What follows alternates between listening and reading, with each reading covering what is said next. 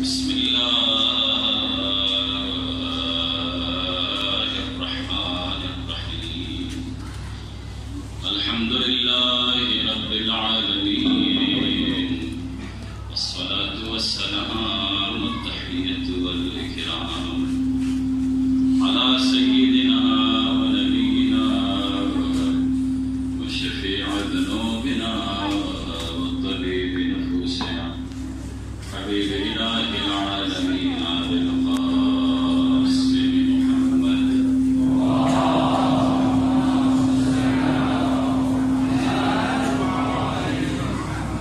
وعلى أهل بيته الطيبين الطاهرين المعصومين المنتجبين واللعنة الدائمة الأبدية على أعدائهم أجمعين من يومنا هذا إلى قيام يوم الدين.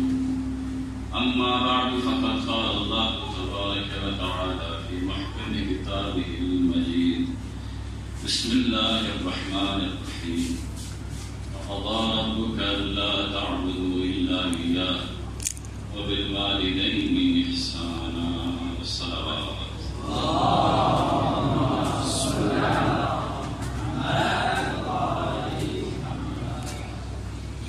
پروردگار عالم سے دعا ہے خداوند اس مجلس کو اپنے بارگاہ قبول و منظور فرما. جو بھی برادر حوائج شریعہ رکھتے ہیں سب کے حاجات پوری فرما. بطور خاص ایک مرحومہ کے لیے ہم بیٹھے ہیں. خداوند مرحومہ کے درجات بلند فرما. تمام علماء کرام سادات اعظام سے فرزند معذرت دنیا کے جس گوشے میں بھی مباحثہ رہنے کر رہا ہے ان میں سے اگر کوئی مریض ہے یا مریضہ ہے تو انہیں صحت و سلامتی عنایت فرما.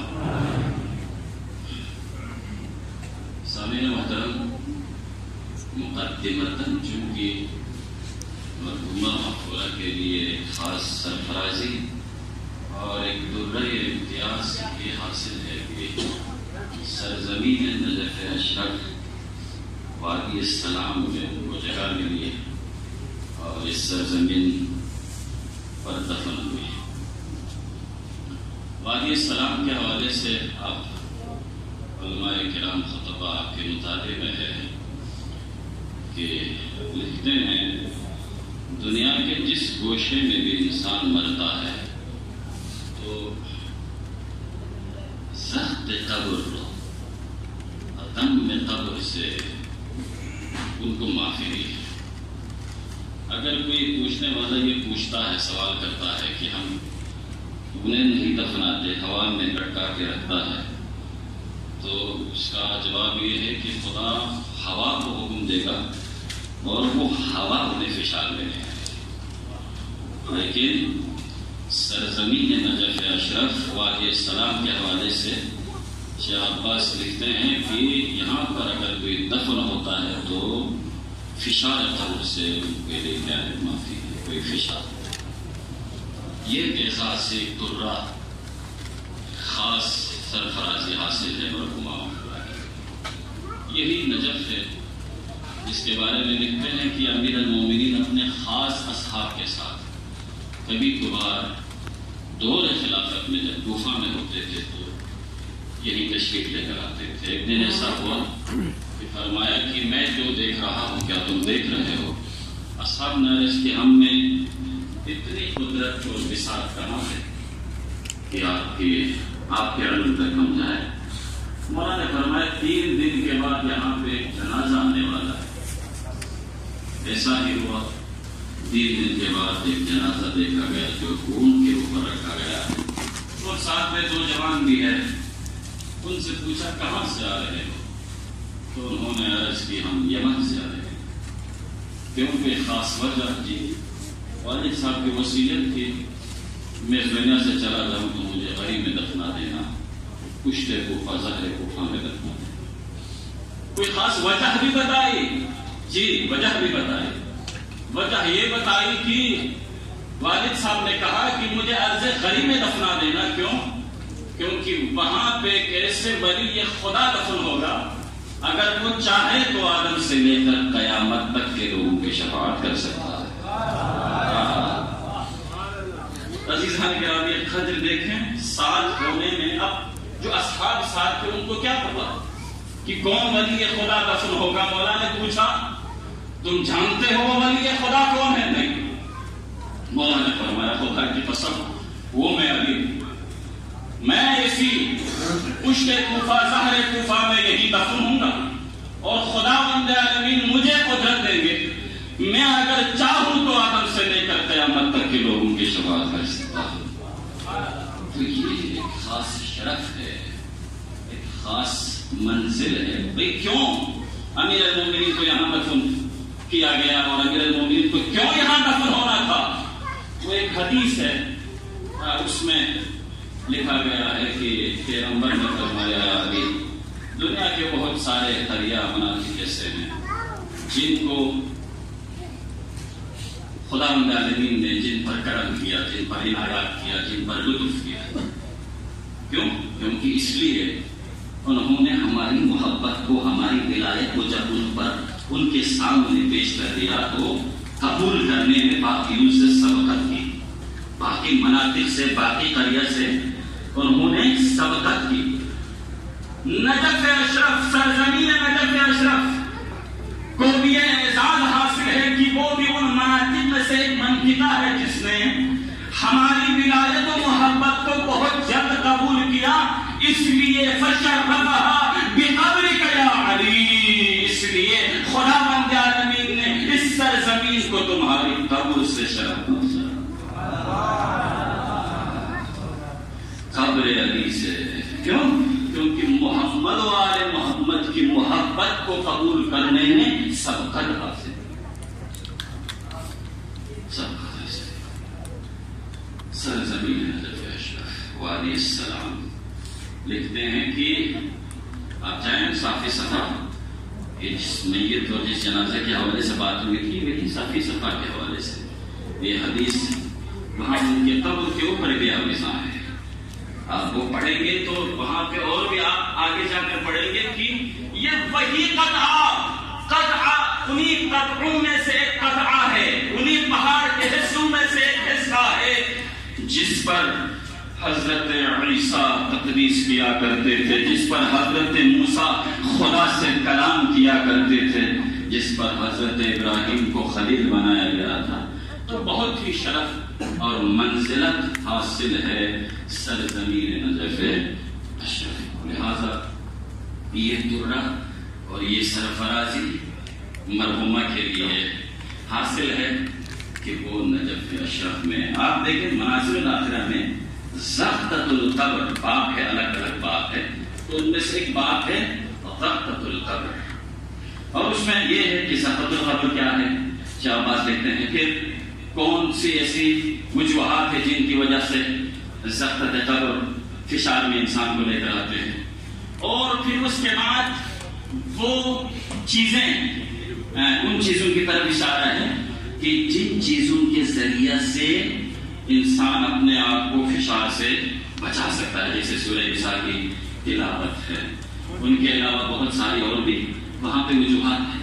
تو ان میں سے ایک یہ ہے کہ اگر کسی کو یہ نصیب ہو کہ اس دنیا سے وہ چلا جاتا ہے اور ان کی قبر اور مدفن اگر نجف، یہ وادی وادی امن ہے، یہ وادی وادی سلام ہے، یہاں پر ہر حوالے سے ان کو سلامتی اور یہاں پر امن میں وہ جانے والا رہتا ہے۔ صلوات کا سہارا دے دیجیے گا۔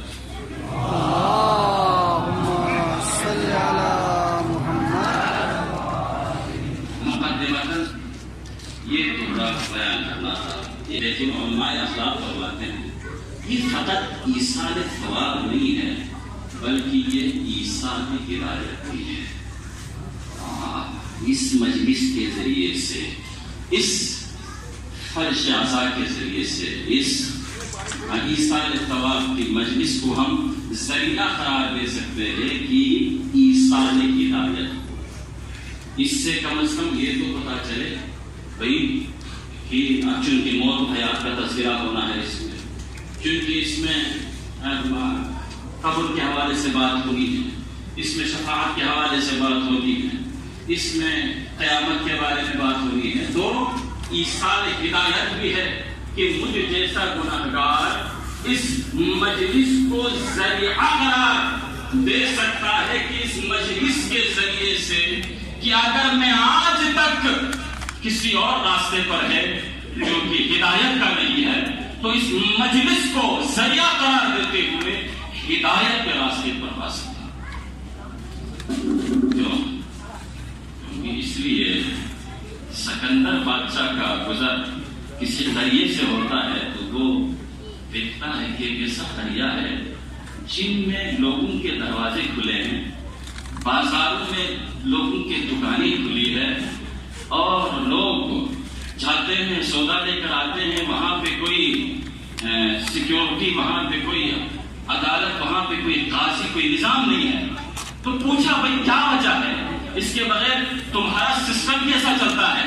تو لوگوں نے عرض کی اس لیے کہ ہم میں سے کوئی اس دنیا سے چلا جاتا ہے تو ان کو ہم اپنے گھروں کے سامنے دفنا دیتے ہیں، بلکہ ان کو اپنے گھروں میں ہی ہم انہیں دفناتے ہیں، تاکہ جب بھی ہم گھر سے نکلے تو ہماری نظریں قبروں کے اوپر پڑے، اور جب قبر کے اوپر ہماری نظریں پڑتی ہے تو موت ہمیشہ ہمارے ذہنوں میں رہتی ہے. اب جن کے ذہنوں میں موت رہے کبھی بھی گناہ نہیں کرے گا. اب جب گناہ ہی نہیں کرے گا، اب چوری ہی نہیں کرے گا، اگر کسی سے گناہ ہوتا ہی نہیں ہے تو پھر قاضی کی کیا ضرورت ہے، سیکیورٹی کی کیا ضرورت ہے، پھر باقی جو محکمہ ہے ان کی پھر کیا ضرورت پیش ہے. بس یہی وجہ ہے. اگر انسان موت کو اگر ذہن میں رکھتا ہے اور موت کو ہمیشہ یاد رکھتا ہے تو پھر گناہ کو انسان نہیں کر سکتا. یہی وجہ ہے جب اباذر سے کسی نے پوچھا، اباذر موت سے بہت ڈر ہے، ہمیں کیا وجہ ہے؟ تو اباذر نے کہا اس کی خاص وجہ یہ ہے کہ تم نے دنیا کو آباد کیا ہے، آخرت کو تم نے برباد کر دیا ہے.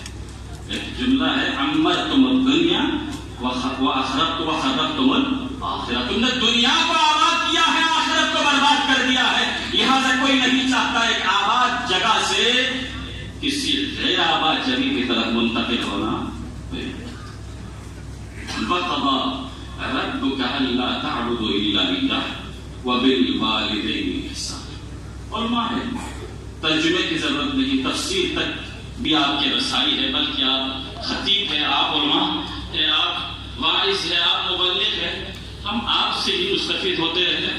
عزیزان گرامی، قدر احسان یہاں مطلقاً ہے، چاہے والد مسلمان ہو چاہے والد کافر ہو، خدا کا حکم ہے وَقَضَىٰ رَبُّكَ أَلَّا تَعْبُدُوا إِلَّا إِيَّاهُ وَبِالْوَالِدَيْنِ إِحْسَانًا. ایک سوال ان برادران کے لیے جو کہتے ہیں کہ ہم نجف میں ہیں، ہمارے والدین ہمارے گاؤں میں ہیں، دیہات میں ہیں، تو ہم ان کی خدمت نہیں کر سکتے.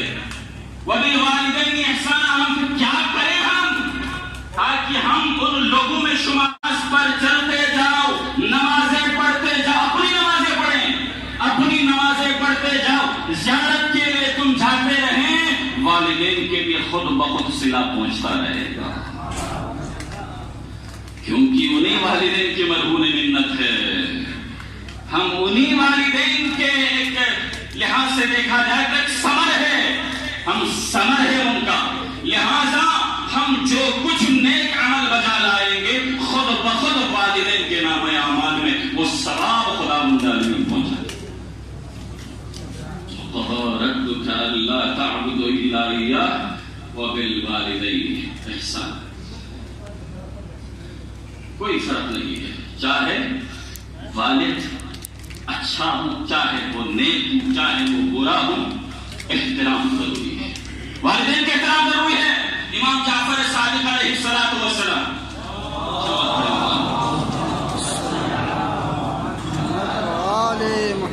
فرماتے ہیں، امام حسن تھے تو کوئی تازہ مسلمان ہو گیا تو اس نے آکر عرض کی، یا ابن رسول اللہ، میری والدہ نصرانی ہے، کیا میں ان کے ساتھ کھانا کھا سکتا ہوں؟ میں تازہ مسلمان ہوا ہوں. فرمایا تمہاری والدہ کیا خنزیر کا گوشت کھاتی ہے؟ نہیں مولا وہ خنزیر نہیں کھاتی۔ فرمایا پھر کوئی حرج نہیں، بلکہ جب تم اب مسلمان ہو گئے ہو تو پہلے سے زیادہ اپنی والدہ کی خدمت کریں، پہلے سے زیادہ۔ اگر وہ پوچھے تو بتا دینا کہ اسلام یہی بتاتا ہے، درس اسلام یہی ہے، واپس پلٹتا ہے اور خدمت میں وہ پھر اضافہ شروع کر دیتا ہے۔ تو والدہ نے سوال تو کیا ہے، بھئی تم جس مذہب میں چلے گئے ہو اس مذہب میں کیا کوئی ایسی بات ہے؟ تم بالکل بدل گئے ہو، تم تو روز اب تمہاری خدمت دن بدن بڑھتی جا رہی ہے۔ تو اس نے عرض کیا ہم جس مذہب پر ہے، میں جس مذہب پر گیا ہوں، میں جس منہج پر گیا ہوں، میں اب جن کو چاہنے لگا ہوں، ہمارے بزرگان اور ہمارے ائمہ علیہ السلام کا یہی حکم ہے کہ والدین کی خدمت کریں۔ تو جب والدہ نے دیکھا کہ کیا منہج ہے، کیا مسلک ہے، کیا مذہب ہے، اس نے پھر فوراً اسلام قبول کیا اور مسلمان ہو گئی وہ عورت۔ عزیزان گرامی، خلاصہ کلام یہاں پہ کچھ لوگ یہ کہہ کر گزر جانے کی کوشش کرتے ہیں چونکہ میرے والد کا آپ کو پتا نہیں ہے، میرے والدین کا آپ کو پتا نہیں ہے، وہ یہ ہے وہ ہے۔ یہاں پہ مطلقاً حکم ہے، مطلقاً حکم، چاہے وہ نیک ہوں، چاہے وہ برے ہوں، چاہے وہ مسلمان ہوں، چاہے وہ کافر ہوں، والدین ہونے کے ناطے، والد ہونے کے ناطے، والدہ ہونے کے ناطے ان کی خدمت کرے، ان کے ساتھ احسان کرے۔ اور مفسرین نے کیا لکھا ہے؟ اور ماں تشریف فرما، احسان کا کیا معنی ہے؟ احسان کا معنی یہ نہیں ہے جب انہیں ضرورت پیش آئے اور تمہارے پاس آ کر بتائے مجھے اس چیز کی ضرورت ہے، مجھے لا کر کے دے، ایسا نہیں ہے۔ بلکہ احسان کا معنی یہ ہے کہ انہیں بتانے کی ضرورت نہ پڑے، بلکہ بتانے سے پہلے ان کی ضرورت کو ان کے سامنے پیش کر دیں۔ یہ ہے احسان کا معنی، یہ ہے۔ ایک سلوات کا سہارا دے دیجیے گا۔ تو کیا تم اس جوان پر، اپنے اس بیٹے پر ناراض تو نہیں ہو؟ تو ماں نے کہا ہاں، میں 6 سال سے اس سے ہم کلام نہیں ہوئی، ان سے بات نہیں ہوئی۔ تو پیغمبر نے فرمایا ہے امت اللہ اس بیٹے کو معاف کر دینا، کیونکہ آخری حالت میں ہے اور اس کی زبان پر لا الہ الا اللہ، کلمہ لا الہ الا اللہ پڑھنے سے یہ جوان قاصر ہے۔ کیوں؟ اس لیے تم ناراض سے۔ ماں نے کہا ہے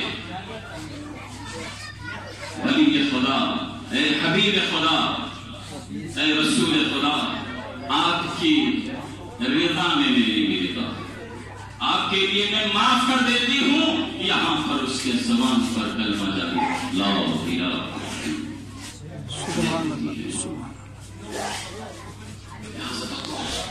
ان کی یہی چاہت ہوگی کہ آپ انہیں فون کریں، آپ ان کی خبر دے دیں، آپ ان سے پوچھیں ماں آپ ٹھیک نہیں، ماں کے بارے میں نہ پوچھیں، ماں یہ نہیں چاہتی آپ سے کہ میرے بارے میں پوچھے میرا بیٹا، ماں یہ چاہتی ہے کہ بیٹا بس اپنی خبر دینا مجھے اپنی خبر دینا، کیونکہ ماں ہے، آپ ان کے لفظ جگر ہے تو انہیں آپ کی فکر ہے، انہیں ہمیشہ فکر واحد رہتی ہے، بس وہ چاہتی ہے کہ آپ کی سلامتی کی خبر ان تک پہنچتی رہے، لہذا آپ اپنی خبر انہیں سنائیں۔ ماں یہ نہیں چاہتی، میں خود اپنی بات کرتا ہوں، جب میں اپنی ماں سے بات کرتا ہوں اور جب میں ان کی خیریت کے بارے میں پوچھتا ہوں تو وہ یہی کہتی ہے کہ مجھے چھوڑ دے، اپنی خیریت کا بتا۔ ماں نہیں چاہتی وہ ماں کے بارے میں آپ پوچھیں نا، بلکہ ماں چاہتی ہے آپ اپنی خیریت کے بارے میں بتا دیں۔ ماں کہیں ہماری خصلت ہمیں دنیا میں بھی اور آخرت میں برباد نہ کر دے۔ خدا علماء کرام ہے، میرے بھائی، آپ سب میرے قابل احترام ہیں، لیکن یہ چیزیں ضروری ہوتی ہیں۔ یہ چیزیں اگر ہم نے ایک دوسرے کو ان چیزوں کی تنبیہ اگر نہ دے تو کوئی تیسرا نہیں آئے گا جو آ کر ہمیں ان چیزوں کی طرف تنبیہ کرے۔ ایک سلوات کا سہارا دے دیجیے گا۔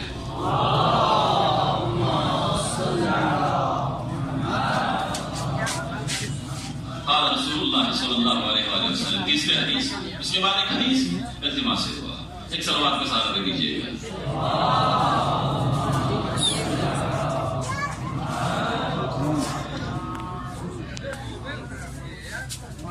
تین گناہ ایسے ہیں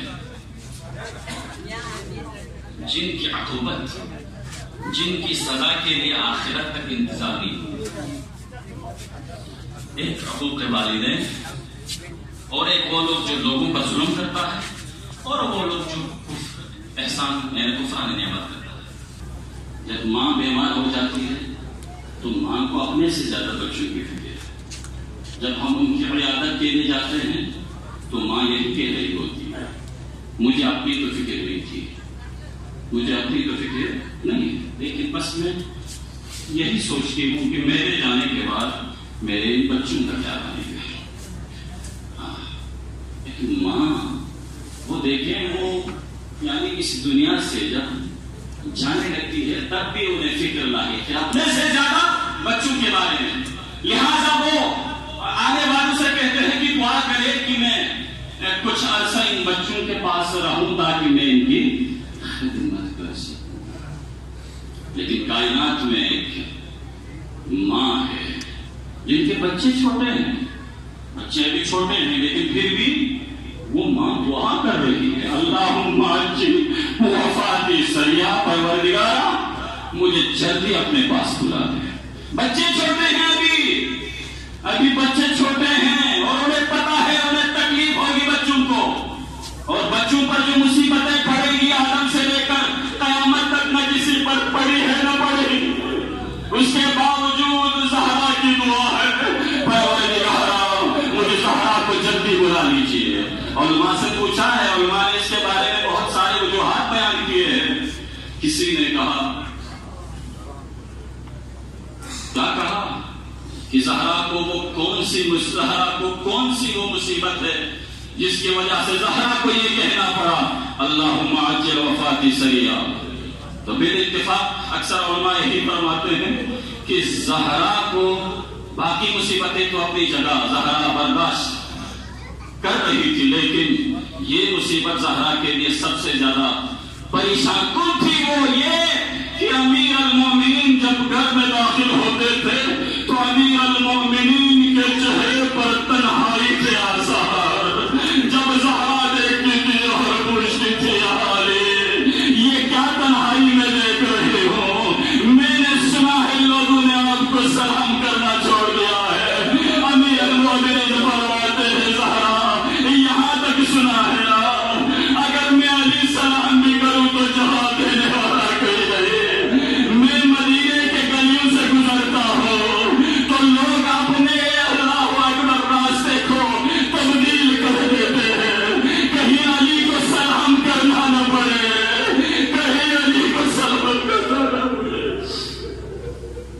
اللہ اللہ اجرکم علی الزہرا، اجرکم علی الزہرا.